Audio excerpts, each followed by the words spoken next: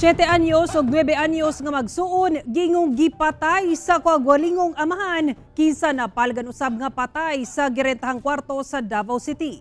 Dugang detalye sa report ni Jandy Esteban.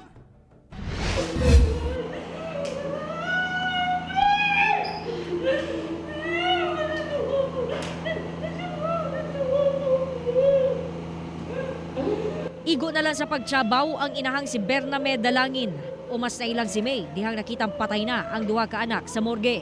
Gingong gipatay ang magigsuong John, 7 anyos, ug Jessa, 9 anyos, sa ilahang kaugalingong amahan nga si Pajarito Aragon, 56 anyos, Domingo sa udto sa ilahang girentahang kwarto sa Purok 10B, Barangay 39-D, Davao City. Napalgan sab nga patay ang amahan sa crime scene. Sa kalagot sa inahan, buot paunta niyang pasakitan ang patayng lawas sa sospek.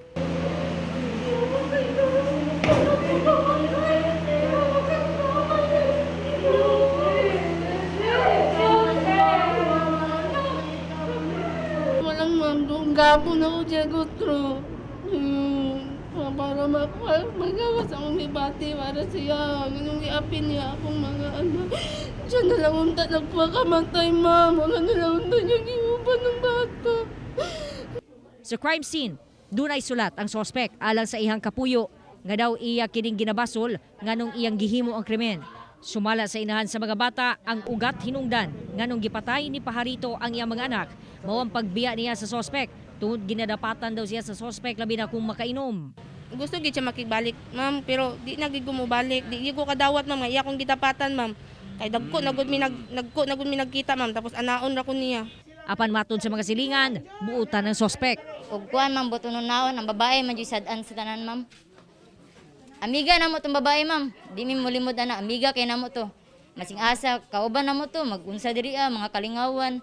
Pero mali kay ang gibuhat kay mas nangita pa siya og lain lalaki nga naman ta siya pamilya.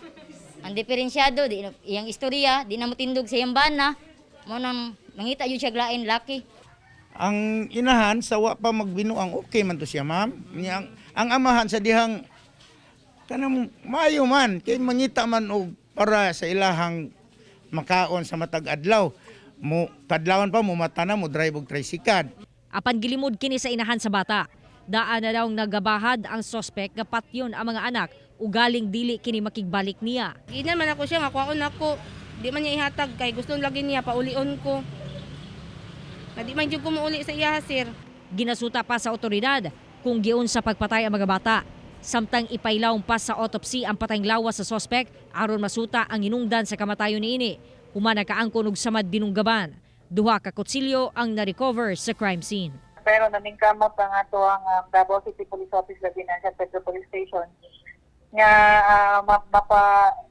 mapag-figure ang mga bata para mahibawan nato kung unsa yun ang cause of death, no? Kung kiniba, gituok, or kiniba, gigamitan o unlan, or gipoison ba kini. Kauban si Melchor Awing sa kamera. Ako si Jandy Esteban para sa One Mindanao.